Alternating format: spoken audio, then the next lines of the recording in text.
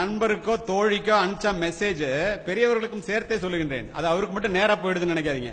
டவருக்கு போயிட்டு தான் வரும். அங்க போனா ஹிஸ்டரின்னு இருக்கும், குக்கீஸ்னு இருக்கும், எல்லாம் சேவ் ஆயிடும். எவ்வளவு நாட்கள் கழித்து வேண்டுமானாலும் நீங்க என்ன மெசேஜ் கொடுத்தீங்களோ, என்ன தப்பு நடந்துச்சோ அத்துணையையும் பார்க்க முடியும். பர்மிஷன் வாங்கணும், அவ்வளவுதான். காவல்துறை அதிகாரியாக நான் சொல்லுகின்றேன், ராத்திரி ஒரு பொண்ணு ஒரு பையனுக்கு 10 மெசேஜ் கொடுத்துட்டு அழைச்சிருச்சுன்னா அதை படிக்க முடியாதுன்னு தெரிஞ்சா பூனை கண்ணை மூடிட்டா உலகம் இருண்டு போச்சுங்கிற மாதிரி அத்துணையையும் படிக்க முடியும். பார்க்காத வரைக்கும் மாட்டாத வரைக்கும் பிரச்சனை இல்லை. பார்க்கணும்னு ஆரம்பிச்சிட்டா பாதி பேர் ஒளிஞ்சான். அப்போ எவ்வளவு ஒரு dangerous game we are playing. இந்த சூழ்நிலையில பிள்ளைகள் என்னெல்லாம் செய்யக்கூடாது? முதல்ல உங்க செல்போன் நம்பரை பேஸ்புக்ல பதிவு பண்ணக்கூடாது. உங்க பாஸ்வேர்டை அதுல பதிவு பண்ணக்கூடாது. உங்க போட்டோவை அதுல போடக்கூடாது.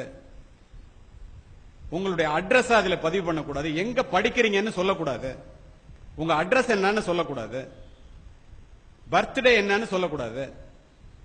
இதெல்லாம் சொன்னா அதை எடுத்து நீங்கள் இருக்கின்ற இடத்தை கண்டுபிடித்து உங்களை பிளாக்மெயில் பண்றதுக்குரிய வாய்ப்புகள் அத்துணையும் அதுல இருக்கிறது.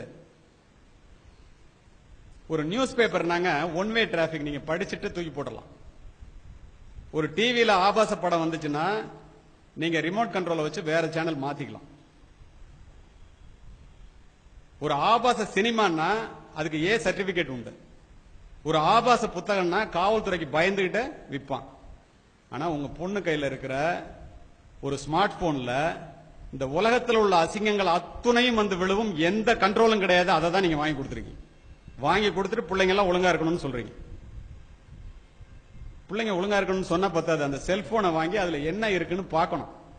எப்படி பார்க்க முடியும்? நீங்க தெரிஞ்சாதான் பார்க்க முடியும். அதுக்காவது கத்துக்கங்க. பேசிக்கா என்னன்னு தெரிஞ்சுக்குங்க. இவ்வளவு கஷ்டப்பட்டு பிள்ளைகளை வளர்க்கின்றீர்களே, பூச்சூடி விரல் பிடித்து நடைபழக்கி முதுகெலும்பொடிய பாடுபட்டு முழு வயிறு காணாமல் உழைத்து இந்த பிள்ளைகளை வளர்க்கின்ற நீங்கள் கெட்டு போகாமல் வேலி போட்டு பார்த்துக் கொள்ள வேண்டாமா? இல்லைன்னா 2000 ரூபாய்க்கு ஒரு செல்போன் இருக்கு, அதை வாங்கி கொடுங்க. பேசுறதுக்கு மட்டும்தான் முடியும். பாருங்க, ஏன் ஸ்மார்ட் போன் ஏன் வாங்கி கொடுக்குறீங்க? பஞ்சையும் நெருப்பையும் பக்கத்தில் வச்சுட்டு பத்திக்காம எவ்வளவு நாள் பார்க்க முடியும் நீங்க? சரி, இப்போ இந்த மாதிரி அந்த செல்போன்ல இதெல்லாம் பதிவு பண்ணக்கூடாது. ஒரு ஃப்ரீ ஆப்ஸ் வருது அப்படின்னு சொன்னா அதை டவுன்லோட் பண்ணாதீங்க. பிள்ளைங்களுக்கே சொல்றேன். ஃப்ரீ ரீசார்ஜ் அப்படின்னா அதை டவுன்லோட் பண்ணாதீங்க. ஃப்ரீ கேம் அப்படின்னா டவுன்லோட் பண்ணாதீங்க. ஏன் தெரியுமா? அதுல ஏற்கனவே ஒரு சாப்ட்வேரை உள்ள திணிச்சு வச்சிருக்கான். நீங்க ஃப்ரீன்னு நினைச்சு அதை டவுன்லோட் பண்ணீங்கன்னா உங்களுடைய கேமரா, உங்களுடைய போனு, அதுல நீங்க கொடுக்கிற மெசேஜ் எல்லாத்தையும் யாரு அந்த ஆப்ஸ உள்ள வச்சிருக்கிறானோ அவன் பார்க்க முடியும். உங்க கேமராவை அவன் கண்ட்ரோல் பண்ண முடியும். உங்களுக்கு தெரியுமா, சமீபத்தில் அமெரிக்கால 47 கோடி ரூபாய் இந்திய மணிக்கு ஒரு காரு. அந்த கார்ல ஒருத்தன் போயிட்டு இருக்கான். அவன் கார் கம்பெனி ஓனர். பின்னாடி ஒருத்தன் கார்ல வர்றான். அவனுக்கு போன் பண்றான். சார், உன் கார் கண்ட்ரோல் என்னிட்ட இருக்குங்கிறான். அவனுக்கு ஒன்னும் புரியல.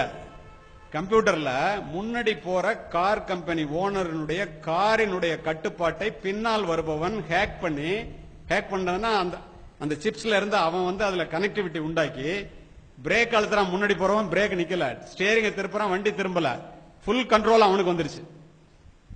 அதையே செய்ய முடியுதுன்னா நீங்க பேசுறதெல்லாம் பார்க்க முடியுமா, கேட்க முடியுமா? கொடுக்கிற மெசேஜ போட்டோவை பார்க்க முடியுமா, முடியாதான்னு நீங்களே முடிவு பண்ணி.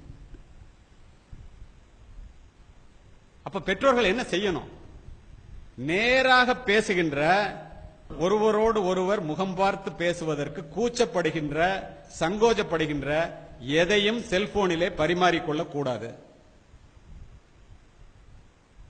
நிஜ உலக ஆபத்திலிருந்து இந்த பிள்ளைகளை காப்பாற்றுவதற்கு பெற்றோர்களாகிய நீங்கள் எதையெல்லாம் முன்னெச்சரிக்கை நடவடிக்கைகளாக எடுக்கின்றீர்களோ அத்துணையையும் இந்த நிழல் உலக ஆபத்திலிருந்து காப்பாற்றுவதற்கு நீங்கள் எடுத்தே ஆக வேண்டும். இருவேறு கருத்துக்கு இடமே இல்லை. பிள்ளைகளையும் பெற்றோர்களையும் வைத்துக் கொண்டு நான் இதை சொல்லுவதற்கு காரணம், இதனோட சீரியஸ்னஸ் என்னன்னு 2 பேருக்கும் புரியணும். அதுக்காக தான் சிஸ்டர் இந்த மீட்டிங்கை ஏற்பாடு பண்ணாங்க. 2 கண்ணு தான் பாக்குதுன்னு நினைச்சிட்டு செல்போன்லயோ கம்ப்யூட்டருக்கு முன்னாடி உட்கார்ந்து நீங்க எதை செஞ்சாலும் அதற்கு பின்னால் 1000 கண்கள் பார்த்து கொண்டிருக்கின்றன என்பதை தயவு செய்து அமர்ந்திருக்கின்ற யாரும் மறந்து விடாதீர்கள். அப்பனா இந்த செல்போனை எவ்வளவு ஜாக்கிரதையா உபயோகப்படுத்தணும். எப்ப பார்த்தாலும் செல்போனை ஒரு பொண்ணு நோண்டிக்கிட்டே இருந்துச்சுன்னா, அல்லது ராத்திரி 9 மணிக்கு மேல செல்போனை எடுத்துட்டு எட்டி போச்சுன்னா புள்ள கெட்டு போகுதுன்னு அர்த்தம். மிஸ்டு காலிலே வாழ்க்கையை இழந்த பல மாணவிகளை காவல்துறை அதிகாரியாக நான் அறிவேன். அதனாலதான் இவ்வளவு ஓப்பனா பேசுறேன். இதை புரிந்து கொள்ள வேண்டியது பெற்றோர்களே, சொல்லிக் கொடுக்க வேண்டியது ஆசிரியர்களே.